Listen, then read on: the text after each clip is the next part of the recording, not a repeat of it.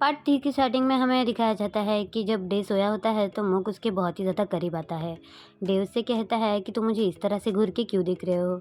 जिसके ऊपर मुक उसे कहता है कि मुझे तुम्हें घूर के देखने की कोई ज़रूरत नहीं है। कल रात को मैंने तुम्हारे बॉडी के सारे पार्ट्स देख चुका है। तो डे उठ के बैठ जाता है और कहता है कि ये तो मेरे साथ गलत हुआ क्योंकि मैंने तुम्हारे बॉडी का कोई पार्ट नहीं देखा। तो यहाँ पे मुक जो है उसे रोमांटिक होते हुए कहता है, तो क्या चाहते हो तुम? हम दोबारा वो सब कुछ करें जिससे तुम मेरे बॉडी पार्ट्स देख पाओ। ऐसा बोल के वो डे के करीब जाता है और उसे किस करने ही वाला होता है।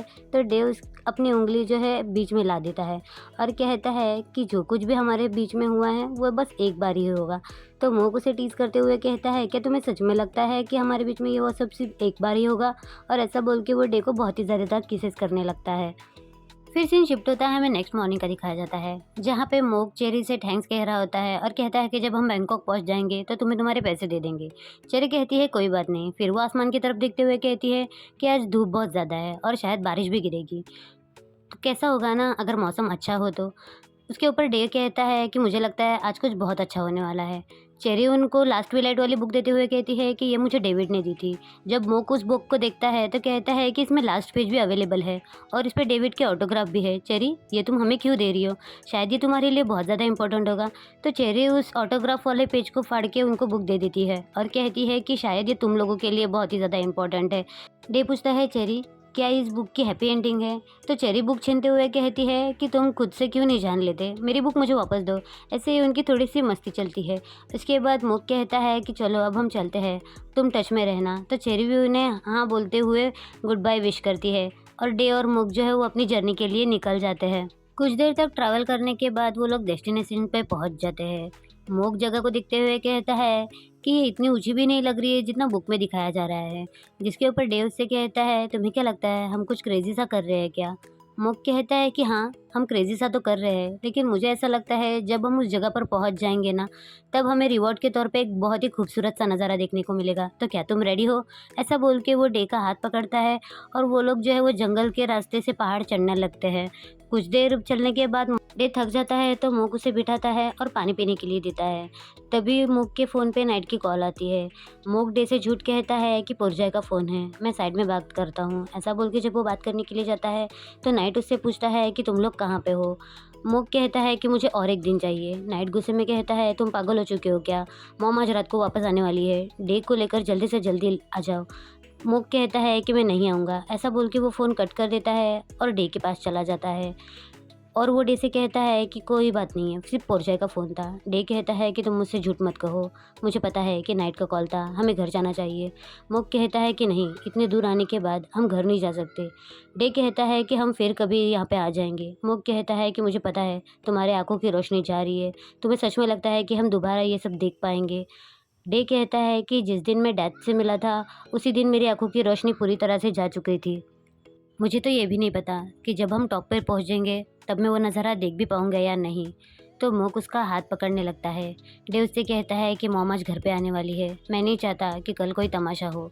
मोक उससे कहता है कि मैं कल की चिंता नहीं कर रहा हूँ, मेरे लिए बस आज का दिन इम्पोर्टेंट है। ऐसा बोल के वो डे का हाथ पकड़ता है और सीधा माउंटेन की तरफ उसे ले जाता है। माउंटेन पे चढ़ते वक्त डे मोक से पूछता है, तुम्हें पता है कि ऑन ने मुझे ये लास्ट ट्विलाइट वाली बुक पढ़ने के लिए इतनी ज़बरदस्ती क्यों की थी? मोक कहता है कि क्यों? डे कहता है क्योंकि मैं बिल्कुल इसके कैरेक्टर की तरह हूँ, यानी कि मैंने भी अपने आप को एक कमरे में बंद कर लिया था। दुनिया मेरे बारे में भूलने लगी थी, लेकिन जब से तुम मेरी लाइफ में आए हो मेरी दुनिया बदल गई है। तुमने मुझे बाहर की दुनिया दिखाई, उससे रूबरू करवाया, हमने बहुत सारी एक्टिविटीज़ जो है वो एक साथ की है।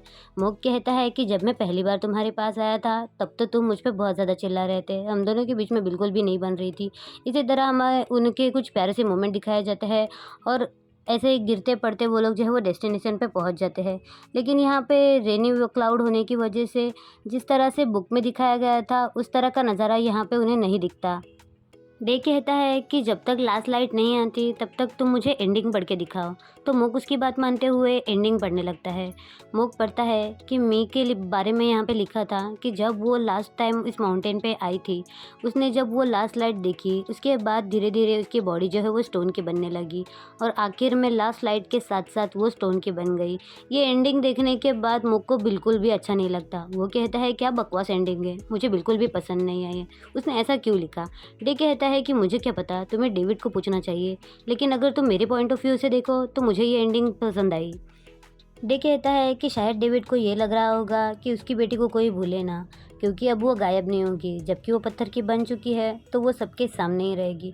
अगर आपने इस सीरीज़ को पहले से फॉलो किया है यानी कि मेरे एक्सप्लेनेशन को, तो आपको पता होगा कि मैंने स्टार्टिंग से जो है वो मी की स्टोरी भी इसमें बताई है कि किस तरह से वो गायब होती जा रही थी, जबकि अब वो पत्थर की बन चुकी है तो वो कहीं पे भी नहीं जाएगी, यानी कि वो दुनिया की आंखों के सामने रहेगी। तो यही बात डे जो है वो मुक को समझाने की कोशिश कर रहा है।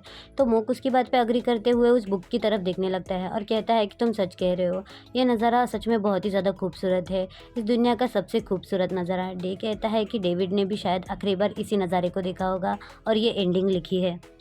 मुक कहता है कि उसने तो वो खूबसूरत नज़ारा देख लिया, लेकिन मैं नहीं देख पा रहा हूँ, और वो बहुत ज़ोर से चिल्लाते हुए कहता है कि मुझे वो खूबसूरत नज़ारा देखना है। बादलों, क्या तुम हट सकते हो? देव से कहता है कि तुम एक्चुअल में क्या देखना चाहते हो, मुझे डिस्क्राइब करके बताओ। तो यहाँ पे मोको से बताने लगता है कि मुझे एक केसरी रंग का आसमान, उसमें खूबसूरत से बादल, उसके बीचों बीच सूरज और एक रेनबो देखना चाहिए। जिसके ऊपर डेव से कहता है कि जिस तरह से तुमने डिस्क्राइब किया, मैं बिल्कुल उसी नज़ारे को देख पा रहा हूँ। मुक कहता है, लेकिन मुझे यहाँ बस काले बादल दिखाई दे रहे हैं।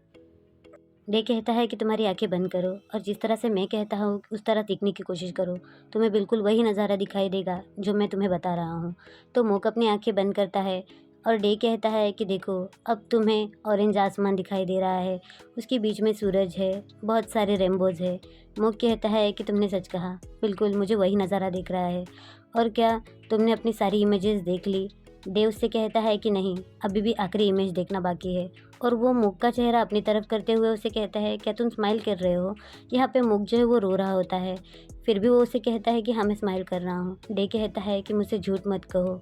यहाँ पे डे को पता चलता है कि मुक रो रहा है, और डे जो है वो अपने आँखों से लास्ट बार जो है वो मुक का चेहरा दिखता है और कहता है कि मैंने अपनी लास्ट इमेज देख ली।